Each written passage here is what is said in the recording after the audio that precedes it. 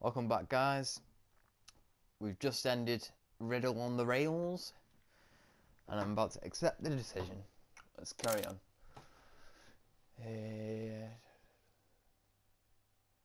Now let's continue. Yes. Neutral. Nice.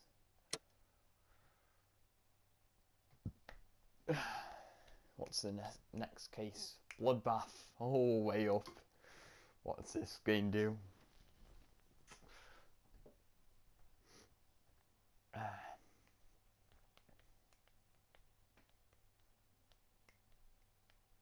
Hope you're all enjoying the series as well.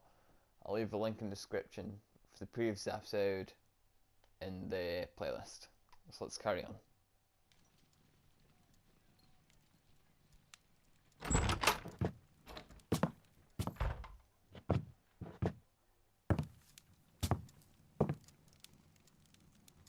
Holmes, what happened? I feel deathly. And you look it. Let me examine you. Please don't tell me that you've returned to your old habits.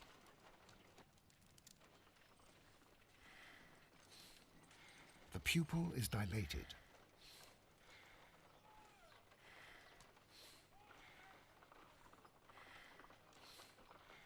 The temperature appears to be normal. I need to concentrate and count the heartbeats.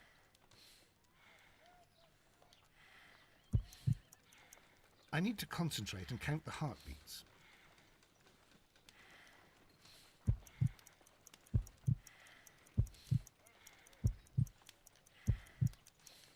I need to concentrate and count the heartbeats.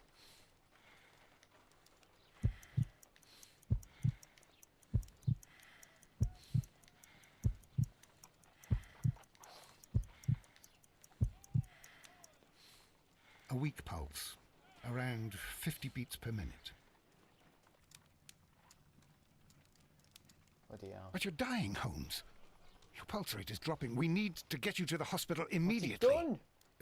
The antidote. Give it to me. The antidote? You mean that you're poisoned? Now. Please. What a moron. Here, drink it all. Don't tell me that you did this to yourself. Hemlock and datura. I was compelled to. Holmes, imagine if I'd not returned home when I did. What might have happened? I knew that you would. Cocky son of a bitch. Mr. Holmes, Inspector Lestrade is here to see you. Mr. Holmes is unable to see anyone at the moment. He is unwell. A good day, Inspector. What? Ah, Mr. Holmes, I'm glad to find you here. I need your help. This is a strange one. We have brought in two young bankers from the city, sons of lords, members of the chamber, and so on and so forth. They were found stranded in a rowing boat that was drifting on the Thames. A romantic escapade with an unhappy ending, Lestrade. What? Well, yes, they were both in the bath, but what? As I said, And they were tied together. you are lacking in imagination, Inspector. Well, no, I'm not. Anyway, there was a banner flapping about in the boat with the RMS Oceanic printed on it and signed by the Merry Men. The Oceanic. Isn't that the largest steamer ever built?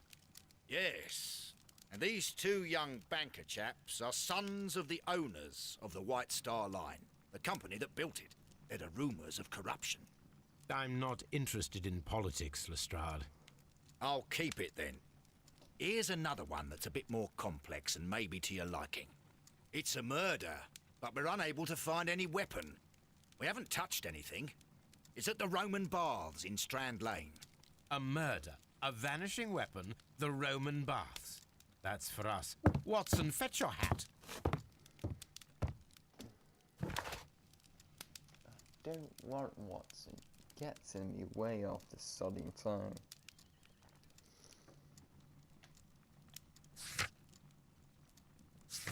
What have we got over here? Oh, what's that? Souvenirs? Train whistle. Nice. To the bath!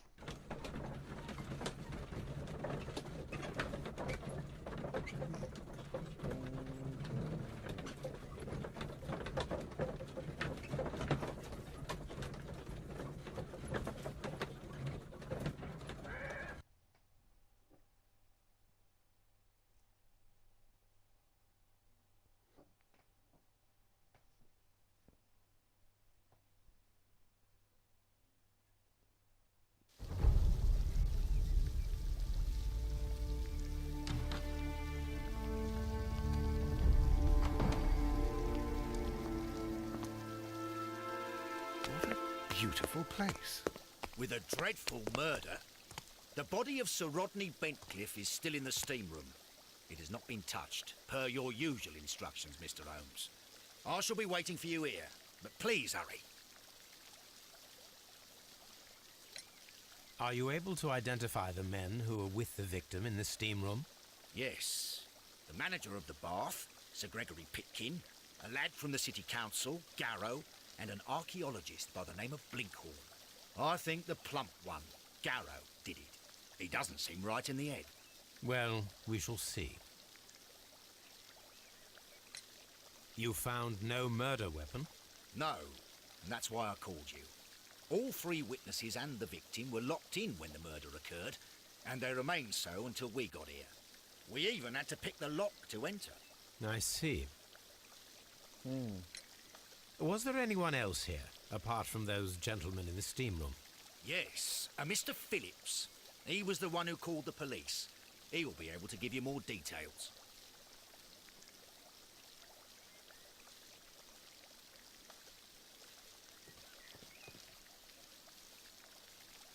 Where's... The steam room's on the other side, Mr. Holmes. Thank you. Thank you very much. Dr. Phillips, please stay. Good day to you, Mr. Phillips. My name is Sherlock Holmes, and this is my colleague, Dr. Watson. Would you be so kind as to answer our questions? Certainly, sir.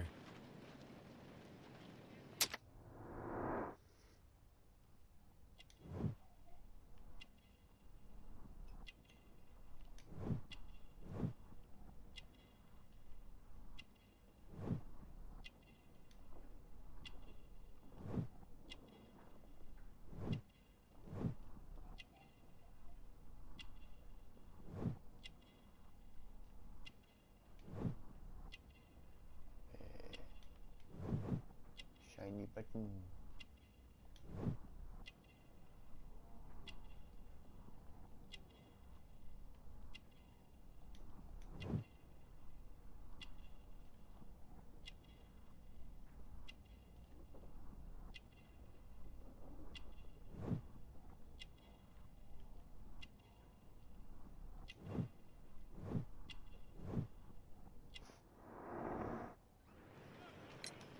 Please tell us the chain of events from the start of your day. Everything that you can remember. The slightest detail may be of importance. Very well, sir. I came in at 6:30 this morning, and I opened the baths. I made sure that the room was clean, and I prepared the towels. The brazier was still burning. There was a fire burning all night. Yes, Sir Gregory ordered me to light the brazier yesterday. It takes some time until the room is fully heated. The gentleman had a meeting at 9 o'clock this morning. I wanted everything to be perfect. They'd been in the steam room for 20 minutes when I suddenly heard shouting. I ran to the door, but it was closed. I couldn't open it. So I ran out to the street to call for the police. One constable came up, and then there were others, and they picked the lock. Then Inspector Lestrade came along, and he told us that nothing should be touched. Did you receive any other visitors this morning? No one. Until these gentlemen arrived. Sir Gregory was the first. And then, while we were discussing work details, Sir Rodney and Mr. Blinkhorn arrived, and Mr. Garrow followed. And what happened after that? I waited until they'd all entered the steam room, then I returned to the hall. The changing room door was open, so I should hear if they needed anything. You would have heard if someone had entered or left the steam room. Certainly, sir. These doors make a lot of noise. Perhaps I will test it, I think.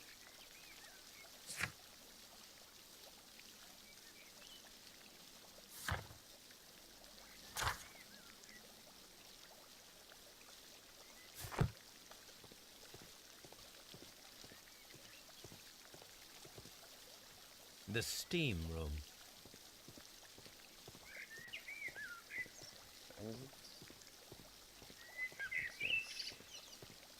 Frigidarium.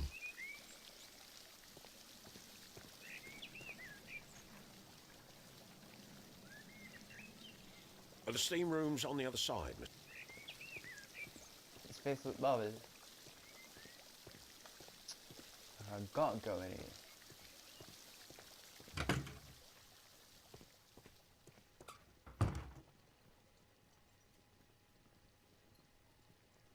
Clothes everywhere. These clothes belong to one of the suspects from the steam room. Clothes belonging to one of the suspects. Expensive clothes belonging to one of the men from the steam room. Champagne, anyone?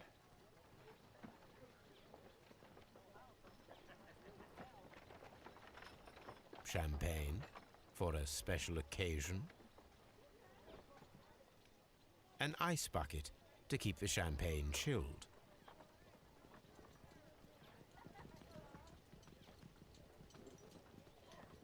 Unopened, it was intended to be enjoyed after the steam session.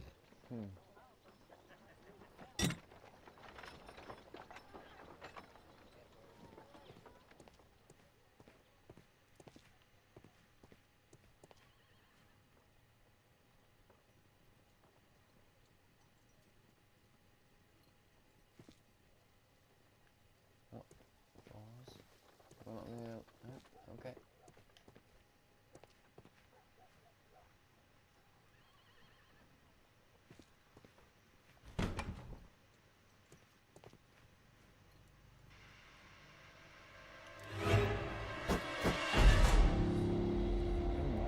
Good Lord, Holmes. Ah, death with a peculiarly Roman piquancy. Like the one you almost had an hour ago. Let us forget about that.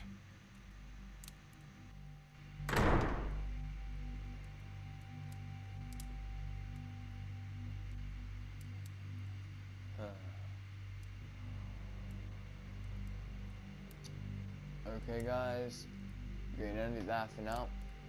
If you're all enjoying the series so far. Going to have a short break and I'll be back later. Cheers for watching, have a good time.